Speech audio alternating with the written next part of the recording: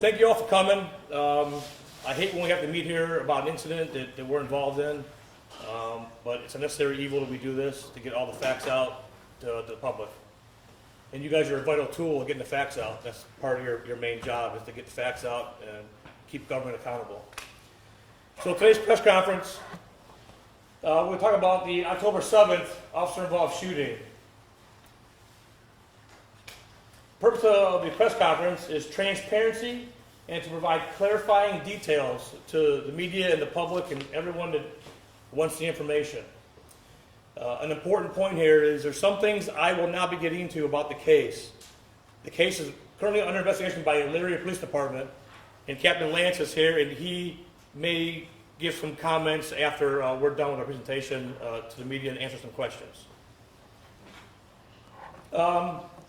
Very important case for law enforcement use of force is Graham v. Connor. It basically sets a three-factor test for consideration the reasonableness of use of force by officers. And that is severity of the crime, the threat of safety to officers and the public, and whether a suspect is actively resisting. Another important case is the state of Taylor versus Salt Lake City. This case spoke about the split-second decisions that we have to make on scenes of incidents that there's not a lot of time to process or not a lot of time to make an operational plan or to think through what we're going to do. There's four factors that pretty much guide whether a suspect poses a credible threat or not. And we kind of talked about it in Graham v. Connor, but whether the officer ordered the suspect to drop his weapon and the suspect's compliance or non-compliance, whether any hostile motions were made with the weapon towards the officers, the distance separating the officers and the suspect, and the intentions of the suspect if we can determine them at the time. Ohio Revised Code 2911.01, aggravated robbery. No person in attempting or committing a theft offense, as defined by ORC 2913.01, or in fleeing immediately after the attempt or offense, shall do any of the following. That's very important. It's a very important phrase right there. 1, have a deadly weapon on or about the offender's person or under the offender's control, and either display the weapon, brandish the weapon, indicate that the offender possesses it or uses it. So even the mere motion of reaching for your waistband or like a shoulder holster or reaching for a weapon, that's all within this law. A deadly weapon. It's pretty much anything that can inflict serious injury or death to somebody. In this case here, it's a gun.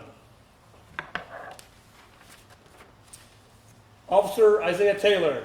He is the officer that engaged the suspect, and he's the one that used deadly force. He's been here since 2019, and I believe it's about 5 years of service with us. He's currently a field training officer, and he serves as a mentor to our young officers. Dustin Lee Terry is a suspect, 26-year-old male. He has a history dating back to 2016 for drugs, theft, and weapons violations. He currently has had active warrants for failure to appear, for DUS and traffic charges. Funny enough, he completed a 1 year of good behavior, probation type 1 year good behavior, on October 6th, 5 minutes before he did this offense. Now, whether he planned that or just timing, I don't know. His criminal history, the suspect in 5 separate cases since 2016. 3 have been drug investigations, 1 theft, and 1 weapons violation, which he was on that 1 year good behavior probation on the weapons violation through our department. Sienna Plaza, for lack of a better way to put it, she was the getaway driver. She transported him to the scene. She has a prior history of assault through our department, and she provided the firearm to Terry. The actual incident details, October 7th, 2024 at 12:05 a.m. Again, 5 minutes after his 1 year of probation ended. It happened at 1321 West 17th Street in Lorain. On the same date and time, Lorain County 911 operators received a call from a resident at 1500 block of West 17th Street. She stated that she saw, through her live home surveillance camera, a white male wearing all black clothing breaking into her vehicle, which was parked in her driveway. She also stated in the phone call that she believed the male was in possession of a gun. Now we're going to play the 911 call for you guys. And we have to play it more than once. Someone raise your hand and we'll play it again. Please. There's somebody breaking into my car. Okay, what is your address? 1317 West 17th Street. 1317 West 17th, and are you just watching them right outside? No, I have a camera. I can see what's going on. Are you at home now? Yes, I am. And this is going on right now? Yes, it is. Okay, what kind of car is it? It's a Chevy Cruze. Okay, what color? White. Is it parked in the driveway? Yes, well, kind of. It's in the grass, but it's mostly there. You said, so is it in the driveway? Yes, it is. Okay. Can you tell us that person's black, white, and Hispanic? He's white. He's wearing all black.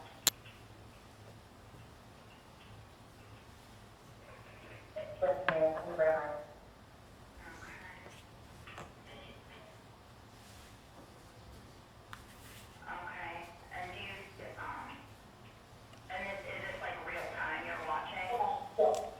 He already ran. He opened the car, and there is another car. It's a white vehicle. I cannot see anything in the vehicle. Okay, what direction did he go running? Okay, he's not running. He's still by the He's by the car. He's he's looking around. I'm pretty sure he's armed, too, and he's looking around my house. Okay, okay, ma'am, why do you think he's armed? Because he has something on his hand, I'm pretty sure. You said he has something in his hand? Yes. Yes. Sorry, I'm not going to watch that much because the camera, it has a light, and it goes off, so I don't want to. Okay, ma'am, we need to go back to what is in his hand. What makes you think it's a gun? I don't know. It was sticking out, and it looks like a gun. Okay. I'm sorry, I'm not trying to say but.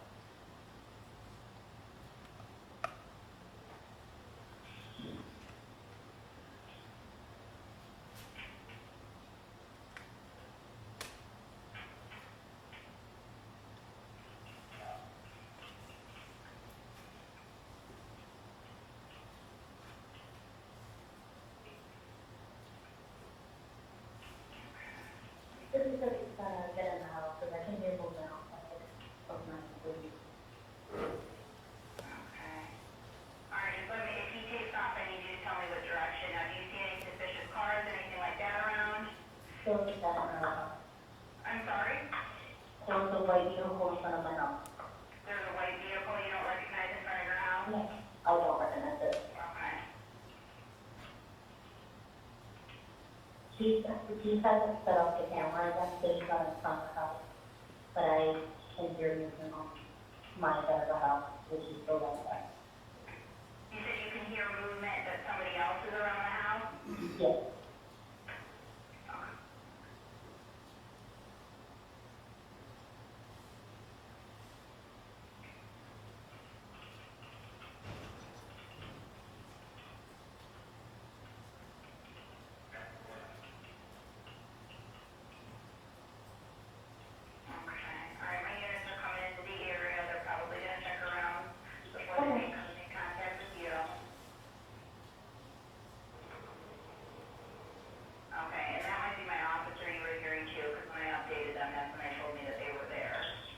Okay.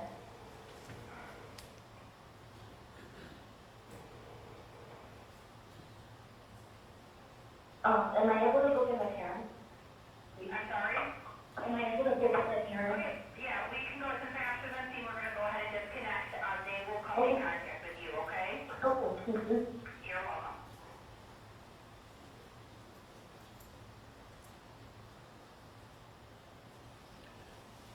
The dispatcher did a great job asking all the questions and drawing them out of her. The complainant was actually very calm considering what was going on in her house. The person with a gun looked like a gun. So they both did a really good job giving us information.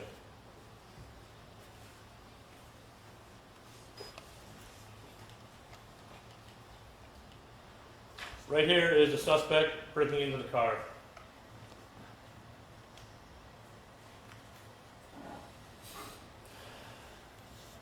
This is what he stole out of the car after he broke into the car.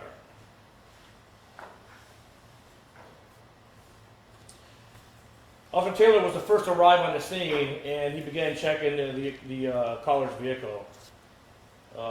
Officer Croucher, he arrived, I believe, second, and he spoke with Mrs. Plaza, who was in the white vehicle out front of the house. You'll hear that he asked her some questions if she saw anybody out there, but she purposely gave false answers to mislead the officers. And she said that people were down the road a little bit by a silver car, hoping that we would respond there immediately instead of staying where they were at to investigate.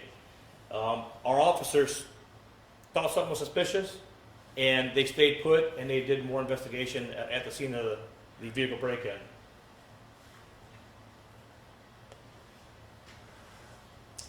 As they were checking the vehicle in the surrounding area, the white male wearing all black clothing and a bandana covering half a space, he walked out from the backyard behind the house.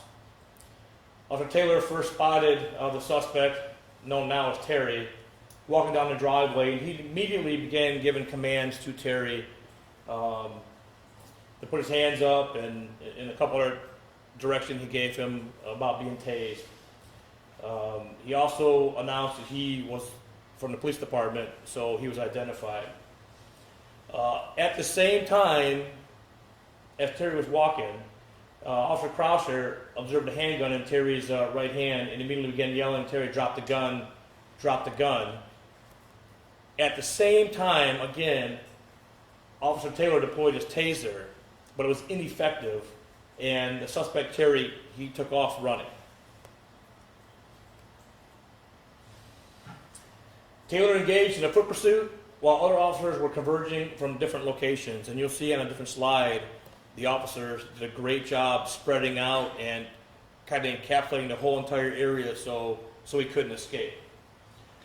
During the foot chase, foot pursuit, Terry continuously brandished the gun in the direction of the pursuing officers, specifically Officer Reese in his direction.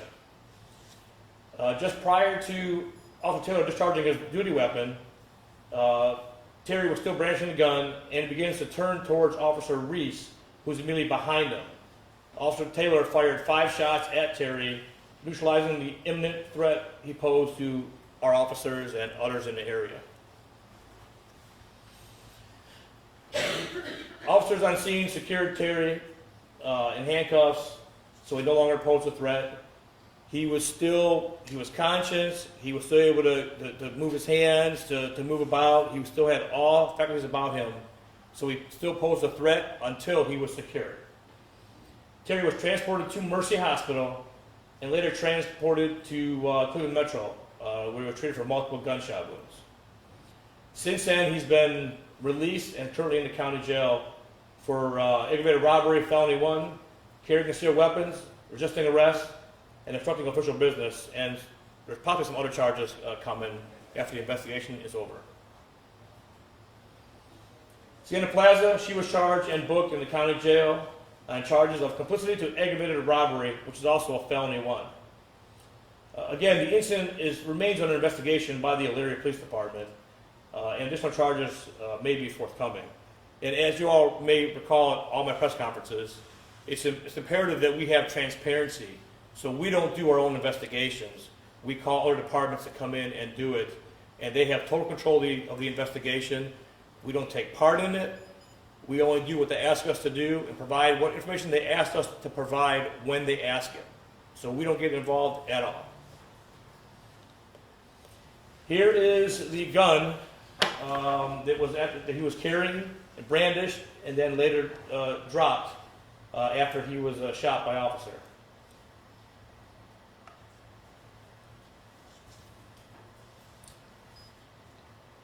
This is an overall view of where everyone started from. Terry was actually back here initially, somewhere back here. We have no idea exactly where he was back here. But when Officer Taylor first spotted Terry, Terry was right here where the yellow dot is. Taylor was right here. Krauser was right here. Reese just arrived, and Sergeant Perkins just arrived. And Plaza's car, she was parked right here.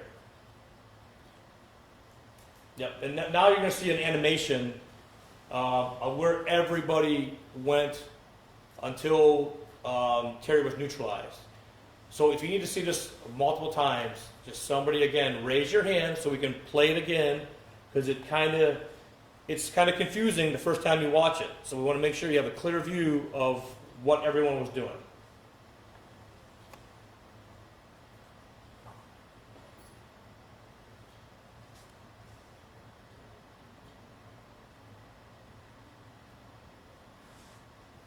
See it again? Yeah.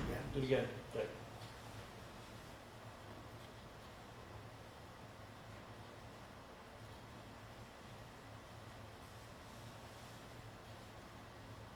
Just do it one more time.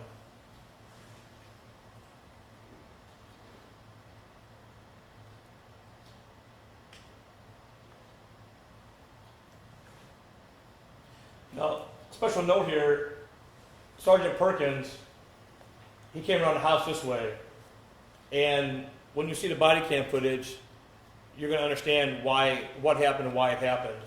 But Sergeant Perkins and Officer Reese, you'll see were directly in the line of fire, and had Officer Taylor waited any longer to neutralize the threat, it is very possible that Terry may have engaged Sergeant Perkins, who surprised him around the corner, or these officers came here and there was a gunfight, and there was multiple friendly officers in opposite directions for crossfire issues. So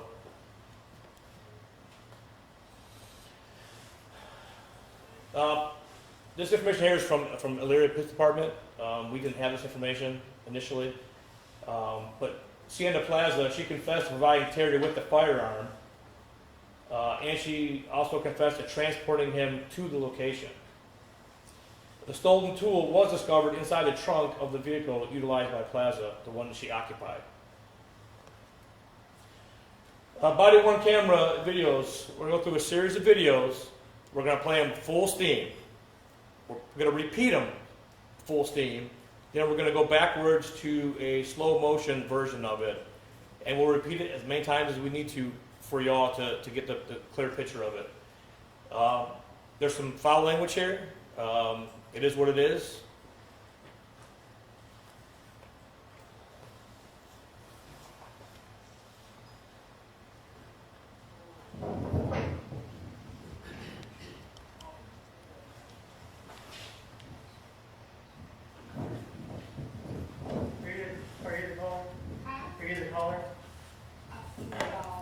I'm actually waiting on my dad. My hose just fell in front of my car. Okay. So my thing's like being really. Are you seeing anybody over here near the white car? Near where? Is there a white car over here? No, but they were walking over here with that silver car. Okay.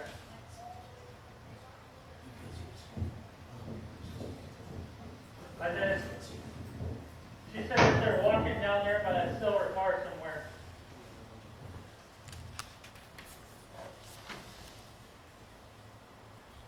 That was just, he didn't have a flashlight with him or on at the time. That's why it's so dark. But the main point of this first clip is to show that the Plaza purposely misled the officers on scene to say that the people walking or around the area were down by the different car a few houses away. That's the point of this right here.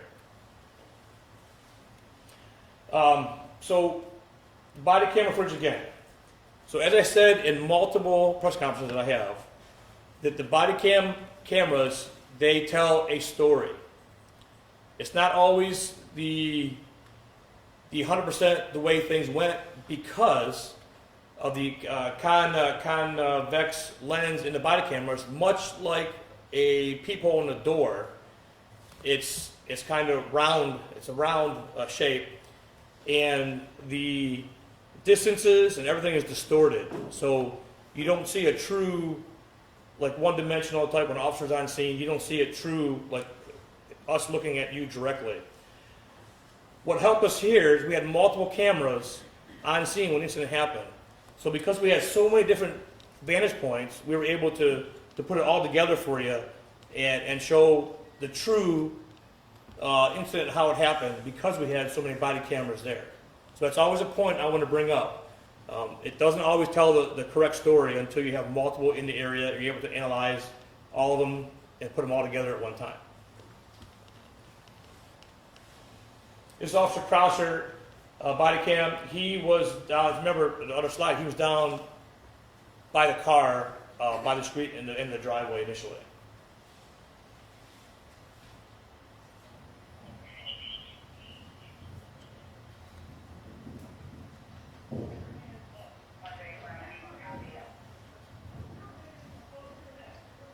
Let me see your hand.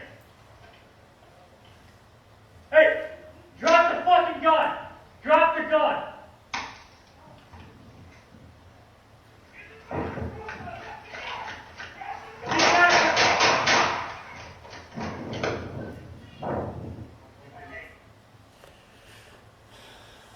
What did anybody hear there? You guys hear a taser go off? Need to hear it? Need to see it again real quick? Do it again. So, just another point here is when the taser went off, the incident ended. We tried the suspect within 5 seconds. That's very fast. Not a lot of time to do a lot of processing and making a plan together. They did so well because of their training. They're trained to dissect and to act as soon as possible, and these guys did a great job doing it. So you heard a taser, the pop, and a kind of a like electrical charge, which didn't, one probe hit, and one probe did not hit, so it didn't get a good connection. So it was ineffective.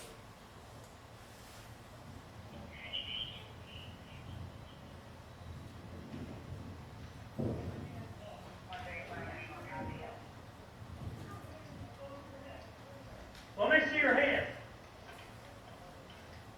Hey, drop the fucking gun. Drop the gun.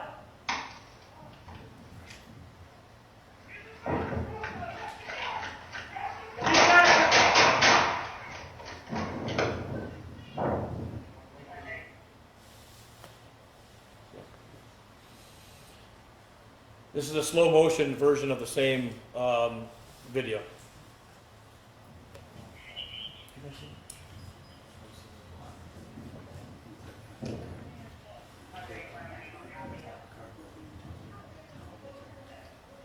Let me see your hand.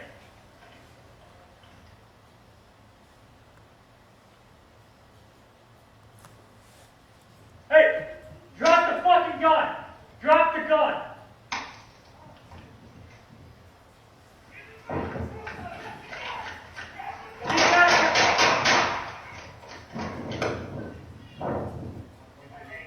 Do it one more time, Jake. This is the car that was broken into.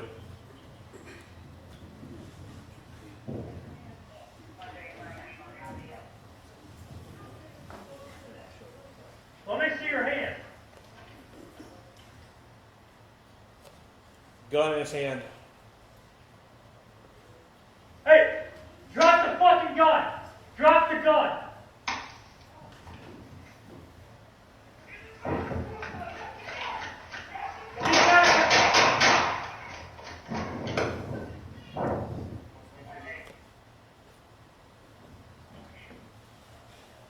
This is Officer Reese. If you remember, he just arrived on scene and was exiting his vehicle kind of by the street and by the sidewalk. He's called. He's yelling.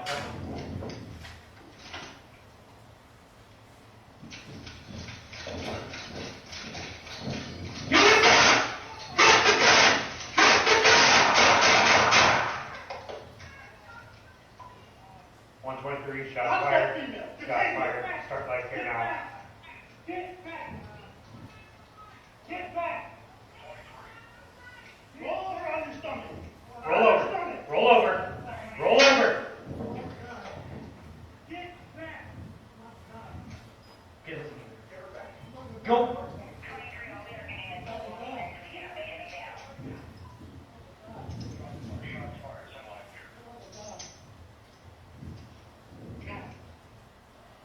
Couple things here to point out.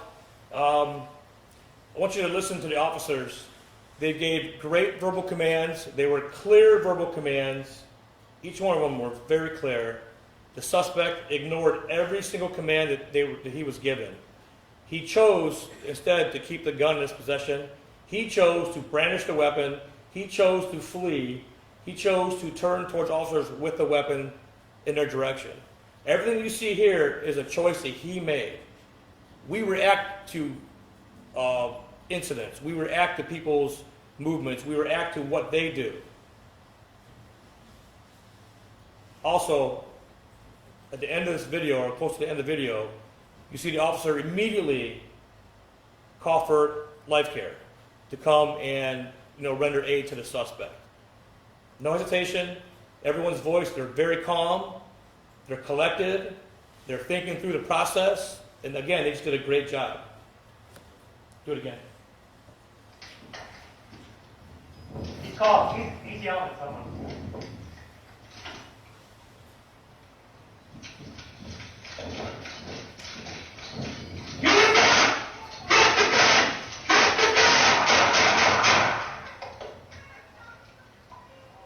One 23, shot fired. Shot fired. Start light here now. Get back! Get back! Roll over on your stomach. Roll over. Roll over. Roll over. Get back! Get it. Go.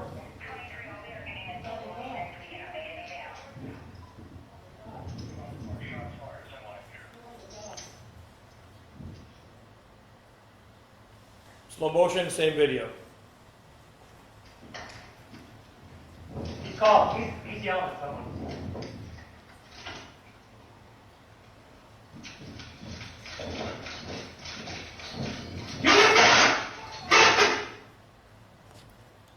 Gun.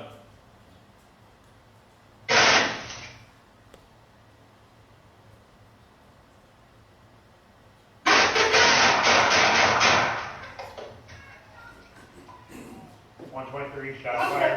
Shot fired. Start light here now. Get back! Get back! Roll over on your stomach. Roll over. Roll over. Roll over. Get back! Get it. Go.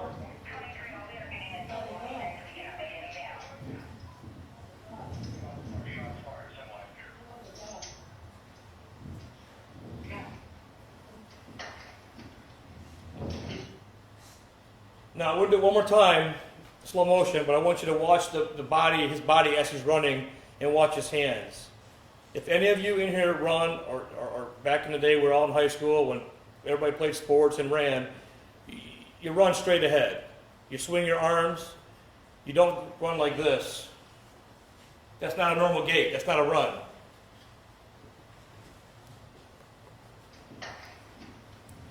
He's called. He's yelling at someone.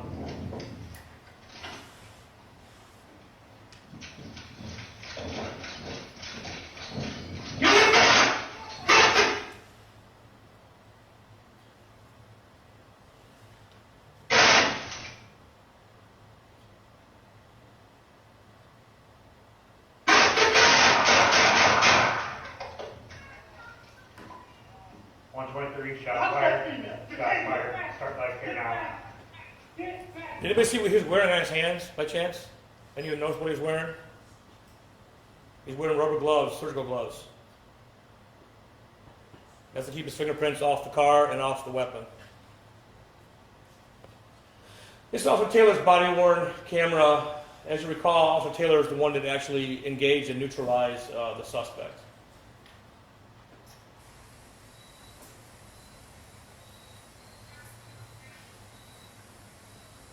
That's Croucher right there. 20H John David Paul 5082. Let me see your fucking hands. Put your hands up. Put your hands up. Put your hands above your head. It's the police department. You either listen or you're gonna get fucking tased.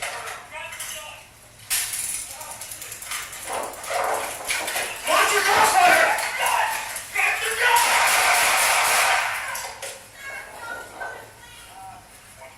Watch that female! Detain her! So points here again, it was clear that Officer Taylor was worried about crossfire from the officers who are all on scene. If you recall back to the other slide with the round circles, you recall that Sergeant Perkins was around the other side of the house, the other house. So they were going to meet in the middle pretty much, in a bad situation. And Officer Taylor, I think he realized that, and he took action in time before it got even worse. You want to see this again, or go to slow motion? Slow mo is fine.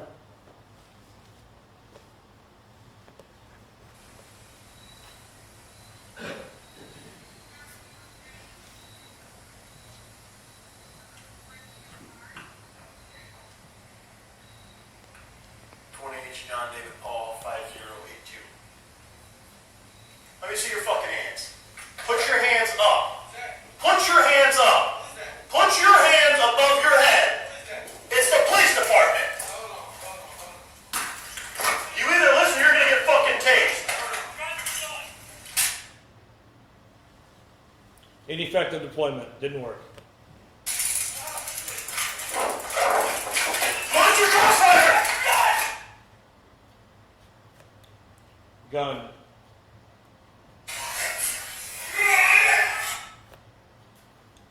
Officer Reese.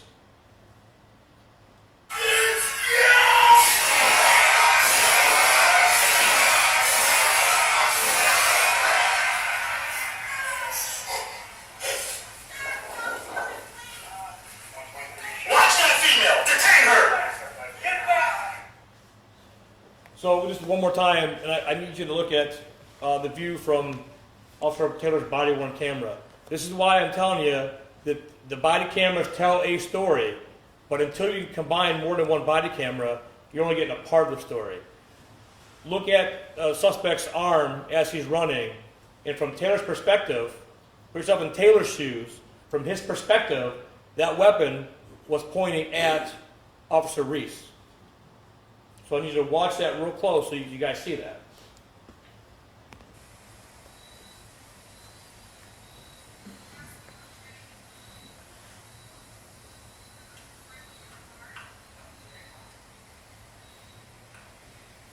John David Paul 5082. Let me see your fucking hands. Put your hands up. Put your hands up. Put your hands above your head. It's the police department. You either listen or you're gonna get fucking tased. Taylor did not know he was armed at the time. He didn't see the gun. That's why he tased him. Watch your crossfire! Sergeant Perkins is going to come around this side over here. But here's Reese. Arms up towards Reese.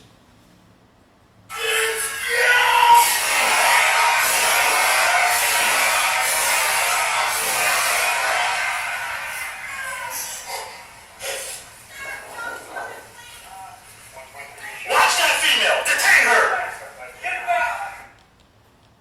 Next slide.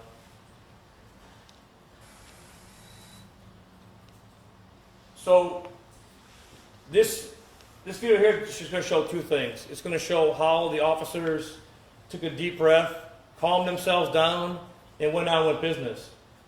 It's also going to show how well our guys are trained to treat injuries, not only from use of force, but from vehicle accidents or fights or anything else. You know, our guys have saved numerous lives from vehicle accidents and other fights and other victims of shootings with the equipment and training we have and we carry.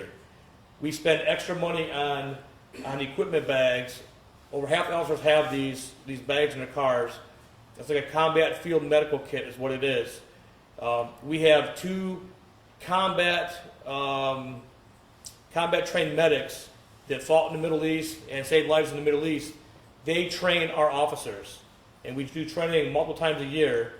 And this is why it looks so good, because they know what they're doing, and they were able to calm themselves down, and they made it all work together.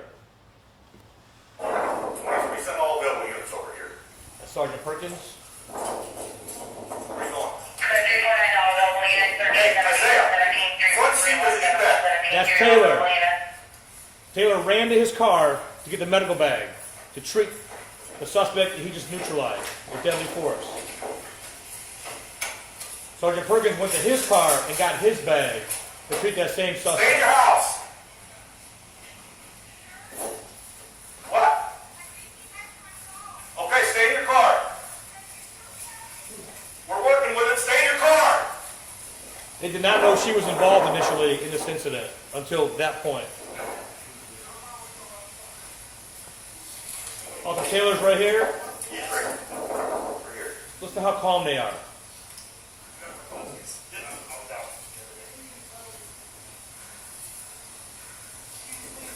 We're helping you. You got more.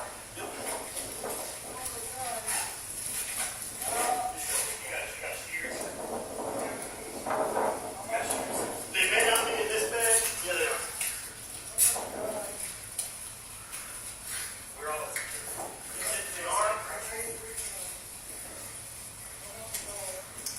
I know he's hitting this arm for sure. Looks like the side, lower back. Stay in your car! Stop moving, stop moving, stop moving.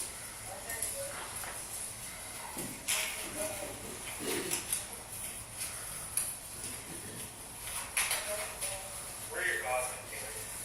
Oh my God. Right here. Keep working on getting that cut.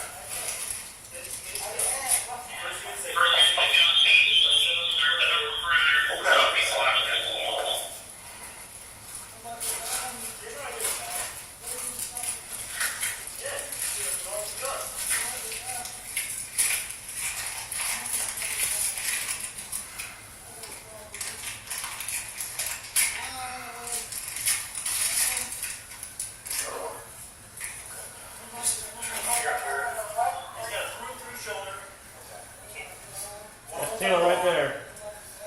Roll to the other side for me. Just like that. We have gauze. We have gauze.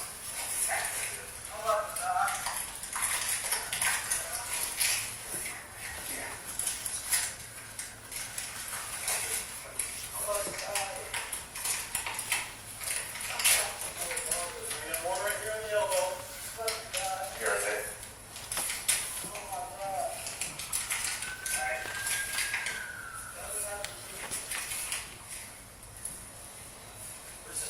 Who's that, Ma?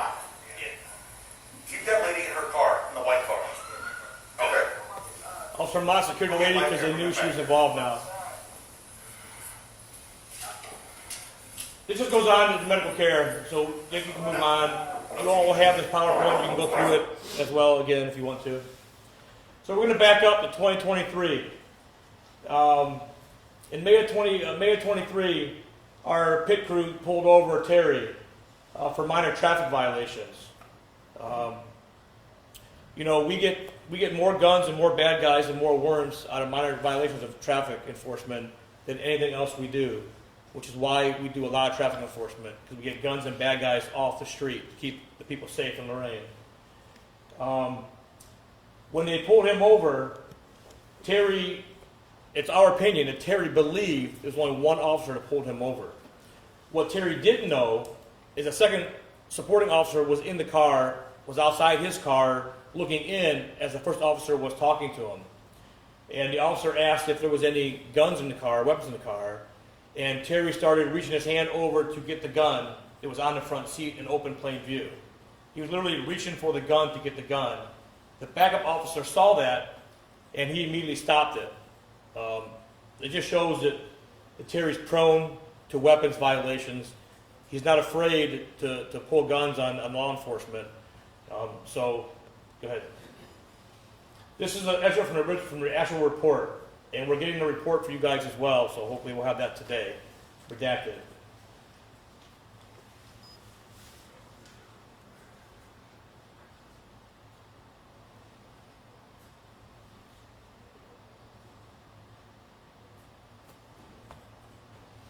This was the gun on the front seat, right where he was reaching for it. Right here's the console in between the two seats. He's reaching over the console to get the gun. Again, the gun, and he had this magazine. It's probably a 32-round magazine, 25-round magazine, I'm not 100% sure. But this is legal. You can get this. Here's just simple for you guys to have the case number. But he went to county police court with felonies. He pled to some charges, and ended up his sentence was 1 year good behavior and a fine. That 1 year good behavior ended on October 6th of this year. The fine is still outstanding, and you guys can draw your own conclusions from that. That's the end of the presentation. Is there any questions for me about the presentation itself? Because I'm going to have a Leary PD come up in a second here, so you can ask other questions. I don't have any part of the criminal investigation. If that's what your question is, I can't answer it. I don't have the information. He does. Well, that question, if it's for someone else, then okay. Is that officer still on administrative leave? What are the next steps for Officer Taylor? So every officer is involved in use of deadly force like this. They're put on admin leave. They're interviewed, internally by our guys. We immediately contact our psychiatric services, who normally respond the next day or the same day, depending on what happened. So he has been cleared to return to full duty. However, it's my personal policy that we don't force them back until they're ready. So when can he return back? He returned last week, but he's not ready to return. So we don't force the issue, which causes more problems in the future. We are dealing with the problems now before they develop into big issues. Where was Terry shot? I don't have that information. Illyria will probably answer that question for you. Was he handcuffed immediately after he was shot? Is that what we were saying? He was. So where there's one gun, there's two guns. That's the philosophy of law enforcement. That's what training says. Where there's one gun, there's two guns. If someone can still move their hands and reach, which he could, we secure it. That's just what we do to keep everybody safe. And Taylor was the only one placed on administrative leave, right? There was two officers that were right there with him also placed. Generally, I place everybody on admin leave, paid admin leave, until everybody calms down, they can decompress, and they can all see our psychologist, who specializes in police stuff. And then once they say they're good to go, then they can come back to work. So 3 officers? 3 officers. Okay. You know where any of the bullets, did they hit any of the homes or anything like that? Again, that's a question for Leary PD, and he'll be up here in a second. And that female suspect, Plaza, where was she when police were chasing? She initially was in her car, and then I believe she got out of her car after he was shot, and then she was subsequently put in the cruiser by one of our guys. Anything else about the presentation? Anything else? Well, one more question. As far as Plaza, did she try to run away the same way as Terry, or no, was she compliant? She was compliant. Chief, it sounds like looking at this, reviewing the whole thing, it sounds like you're proud of how the officers handled everything. Is that accurate? Well, look, it's kind of that's a question that's really hard to answer because their training kicked in. I'm proud of our training program. I'm proud that we spend about $100,000 a year on training. The goal here is train. And when you train, you do it right, this is what you get. You get professionalism, you get guys who can unwind themselves from a big incident, and they can go back to almost like admin mode where they can focus on medical care, ambulances, gathering evidence, stuff like that. So this is what you get with good training. This is why we train so much, because we get stuff like this. And this is why. So I'm proud of their training, yes. They did a great job here. They followed the book. They did the job they were trained to do. And they neutralized a threat. And that's the bottom line. It's safe to say that you believe it was justified? To say it in simple words? I'm going to refrain from that until the investigation's over, because I just don't think it's fair for me to say that. We're here to give you the facts. The people deserve the facts when the police do their job. The videos are here. You all can make your own assumptions, your own opinions, your own thoughts on it. I provide you the information, you digest it, and you spit it out. Going back to the Ohio Revised Code that you had talked about at the beginning, there was that line about fleeing. So is that to say that officers Go back to that. have, can't have a reason to shoot someone even if they're running away, if they have a firearm? So it all depends. So again, this is why I pointed out to you that the canter or the body language and how he was running. If you jog like this, because I don't jog like that when I used to jog. I run straight. And if he was trying to merely get away, he'd have been full force running in one direction. It seems to me that if I was in his position and I was trying to escape, one, I'm not carrying the gun, I'm dropping the gun. Two, I'm just running. I'm not swinging my arms back and forth towards the officers with the gun in my hand in a ready position. And I apologize if you already mentioned this, but that gun, was it loaded in that incident? It's a Leary PD question. And Chief, for us, it looks like this whole interaction was very quick, just a couple minutes. 5 seconds from the taser to the shots fired. What would be going through an officer's mind on that scene, trying to assess what's going on? Again, they go back to training. This is why we train so much. A lot of departments in the country don't have guys that can do what they just did and to unwind themselves from panicking or from overreacting and just going back to a normal heartbeat almost to do the rest of the mission. Again, it's all training.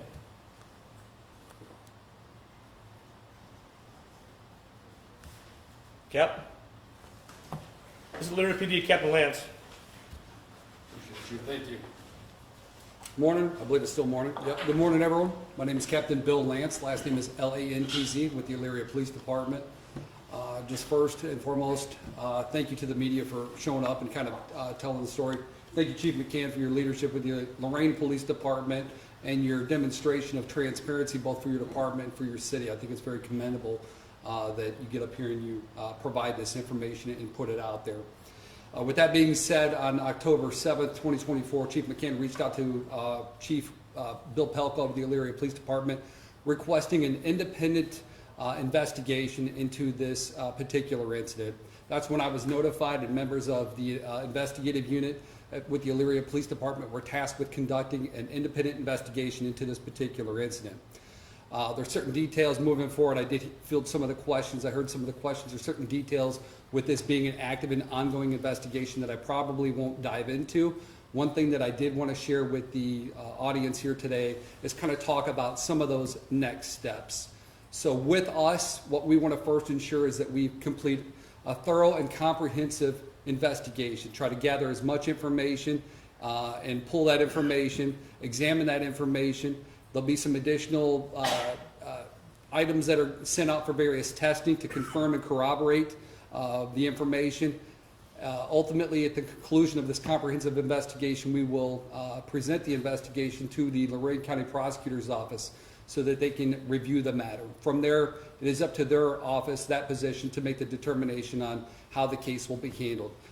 At times, the case could be just immediately identified as completely justifiable. It's very apparent. Or in certain situations where there may be some additional things in the air, the prosecutor could also make a determination to present the matter to a grand jury. So those steps are kind of in the future. Again, our primary goal is to complete this investigation diligently, accurately, and fairness and impartiality, and ultimately present that to the prosecutor's office.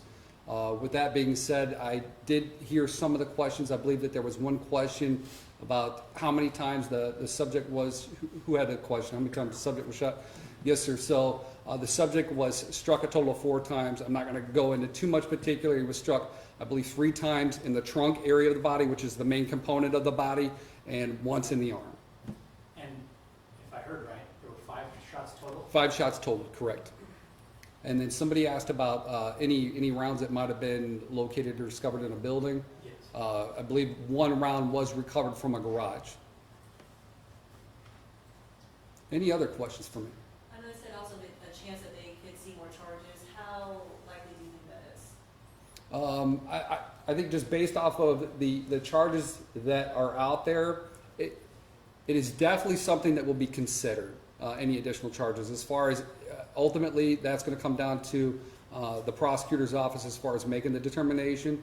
Based off my understanding of both kind of the initial, because this one's a little bit different or unique. Oftentimes in these situations, you know, the suspect may succumb to their injuries where we don't even have to deal with the criminal charges. This one is a unique case because the suspect survived his injuries. He's out of the county jail right now. So ultimately, the prosecutor will review the totality of the case and determine if there's any additional charges that should be considered. Anything that the subject said afterwards that would lead you to believe that he intended to, you know, fire an officer or anything like that? I'm not going to discuss that part of the interview. I can share with you the suspect has been interviewed as well as his the complicit female. In this particular incident, we did conduct interviews with both of them, and that will be presented. Is that suspect out of the hospital at this point, or what's his latest? Yes, it's my understanding the suspect is out at the hospital and presently out at Lorain County Jail. Any other questions? As you look into the investigation, in your professional opinion, do you believe this was handled the right way, or it could have been handled differently? Well, handled the right way, what I believe is as this situation has unfolded, I believe that things have been addressed appropriately. And by that, what I mean is the officers encountered the initial incident. They took action and appropriate and in line with their training and experiences. The most important thing as far as handled the right way that I see is, yes, it was because Chief McCann reached out to a separate independent agency, asked them to conduct the investigation into the matter. So again, by demonstrating that transparency, I think that gives a lot more confidence to, you know, the community at whole that, you know, the police aren't investigating themselves, that it is a separate organization conducting the investigation. So I believe that it has been handled appropriately and accurately. What else would you be looking at other than what was presented here? So again, this one is a unique case because there's the potential spin up of criminal charges. I can tell you kind of investigating and gathering the initial details from the what was reported as a vehicle break-in, and then subsequently once the suspect is identified being in possession of a firearm during the incident. I believe that investigation in and of itself, I think that we're pretty comfortable with everything that we gathered thus far. So now it's kind of the second half spinoff of that, of the officer involved shooting component of the investigation that I'm very comfortable with where we're at, the evidence that we've obtained, everything that Lorain Police Department had at hand was given to us and provided to us, our agency, in a very quick manner so that we can start going through that data to determine, or that evidence to determine, is there anything else that we could need. And Chief has provided everything that we've asked for up to this point. So that's pretty much that. Was the gun loaded? The firearm was loaded, correct. The suspect's firearm, correct. Is there a timeline on your investigation? The timeline will be, because we are at the mercy of other laboratories and all that, and how quickly they can process the evidence and where that falls within their hierarchy as far as how quickly it needs to be processed. So we're kind of at the, we've got to wait for them to kind of do what they do in order to kind of put that final wrap on, okay, where we can examine, this is what we know, this is what we believe, does this evidence out here match up with what we already know? And that will be the last step. So most of these, generally a month to 2 months is the timeline, so that's what I would anticipate around that time period. Any other questions? All right, I appreciate it. Thank you very much. Pat, you have anything you wanna say? I don't think so at this point. Okay. We're deferring to the EPD's investigation. We'll wait for the result of their investigation. Okay. Well, no more questions. Thank you all for coming. I appreciate it. Again, you guys have an important job to make sure we're doing what we're supposed to be doing, and that's and we value that. So, thank you all for coming. Appreciate it.